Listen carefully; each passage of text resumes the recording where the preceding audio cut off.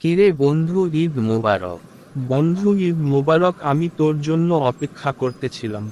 এইদিকে আয়, আমার কাছে আয়।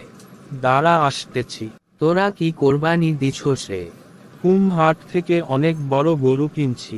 কয় লাখ টাকা দিয়া কিনছস? 2,50,000 টাকা।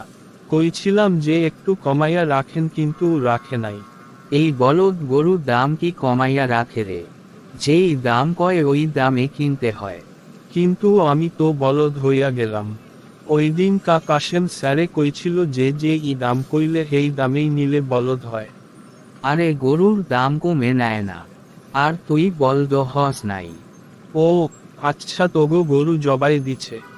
দিছে তো, তোগো দা জবাই দিছে। হহ দিছে। আমগো গরুর মাংস তোগরে একটু দিমুনে। না না না, আমগো তো গরু আছে। থাক, তাও দিমু। তুই আমগোরে দিলে আমিও তোরে দিমু। দেখি কেমনে দেশ তুই। ঈদের নামাজ তো পড়ছস তুই? তোর লগেই তো পড়লাম একসাথে। খাড়াখাড়ি ভুইলাও গেলি। কত টাকা সালামি পাইলি? এখনো পাই নাই, বাসায় গেলে দিব অনেকেই। তাহলে আমি বাসার যাই, দেখি আমি কত টাকা পাই। আমিও যাই তাহলে। আল্লাহ হাফেজ। আল্লাহ হাফেজ দুই।